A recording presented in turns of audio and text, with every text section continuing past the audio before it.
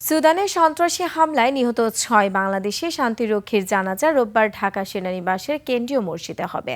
এরপর তাদের নিজ নিজ ঠিকানায় হেলিকপ্টার যোগে পাঠিয়ে যথাযথ সামরিক মর্যাদায় তাদের দাফন সম্পন্ন হবে। আন্তঃবাহিনী জনসংযোগ পরিদপ্তরের এক সংবাদ বিজ্ঞপ্তিতে এ তথ্য জানানো হয়। সঞ্জয় অধিকারীর রিপোর্ট।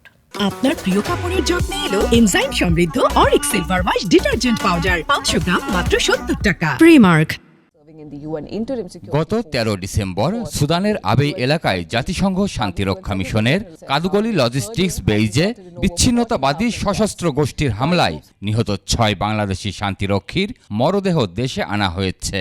শনিবার বেলা ১১টা ৫ মিনিটে এমিরেটস এয়ারলাইন্সের মরদেহবাহী ফ্লাইটটি হজরত শাহজালাল আন্তর্জাতিক বিমানবন্দরে অবতরণ করে। সেনাবাহিনীর chief of general staff lieutenant general Mizanur Rahman Shamim বিমানবন্দরে শান্তিরক্ষীদের মরদেহ গ্রহণ করেন। এ সময় বেসামরিক বিমান চলাচল কর্তৃপক্ষের চেয়ারম্যান, বাংলাদেশের জাতিসংঘের ভারপ্রাপ্ত আবাসিক প্রতিনিধি, ঊর্ধ্বতন সামরিক ও বেসামরিক কর্মকর্তারা উপস্থিত ছিলেন। মরদেহ গ্রহণকালে সবাই দাঁড়িয়ে ১ মিনিট নীরবতা পালন করেন এবং সামরিক ব্যক্তিরা শাহাদাত বরণকারীদের প্রতি সম্মান জানিয়ে স্যালুট প্রদান করেন।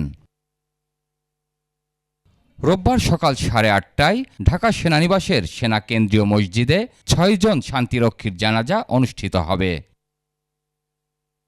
সঞ্জয় অধিকারী, ২১ টেলিভিশন, ঢাকা।